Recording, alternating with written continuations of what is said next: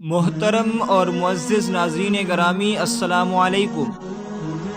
ناظرین، اسلامی معلوماتی اور سبق آموز کہانیوں کے لیے ہمارا چینل اسلامک ڈیٹا سبسکرائب کریں، ساتھ میں اس گھنٹی کے نشان کو بھی دبا دیجیے تاکہ ہماری ہر آنے والی نئی ویڈیو کے معلومات آپ تک پہنچ سکے۔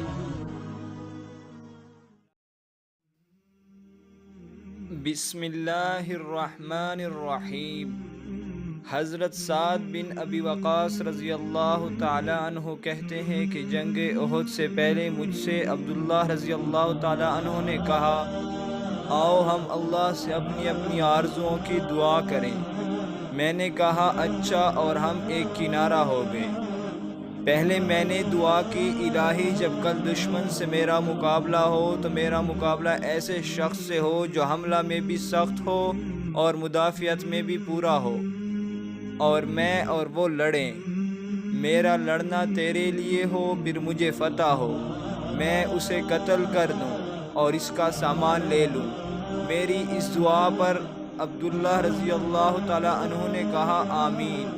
پھر عبداللہ رضی اللہ تعالی عنہ نے اپنے لیے دعا کی، الہی کل ایسے مرد سے جوڑو جو حملہ اور مدافعت میں کامل ہو، ہم دونوں لڑیں، میرا لڑنا تیری راہ میں ہو، پھر وہ مجھے قتل کر ڈالے، پھر میری ناک اور کان کاٹ ڈالے، پھر جب میں تیرے سامنے حاضر ہوں اور تو مجھ سے دریافت فرمائے کہ عبداللہ تیری ناک اور کان کیوں کاٹے گئے، تب میں عرض کروں الہی تیری راہ میں اور تیرے رسول کی راہ میں، تب تو فرمائے کہ ہاں تو سچ کہتا ہے۔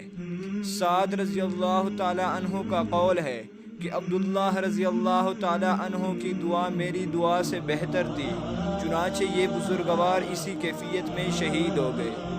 محترم خواتین و حضرات، اس کہانی سے ہمیں یہ سبق ماخذ ہوتا ہے کہ ہمارے ہر قول و فعل میں اللہ تعالیٰ اور اس کے رسول صلی اللہ علیہ وآلہ وسلم کی چاہ اور رضا شامل ہو، اور ہم دین کی سربلندی کے لیے ہر چیز کی قربانی دینے کے لیے تیار ہوں۔ محترم ناظرین، مزید ایسی اسلامی اور معلوماتی کہانیوں کے لیے ہمارا چینل اسلامک ڈیٹا سبسکرائب کریں، اور اس ویڈیو کو دوسرے مسلمان بھائیوں کے ساتھ شیئر ضرور کریں۔ جزاک اللہ۔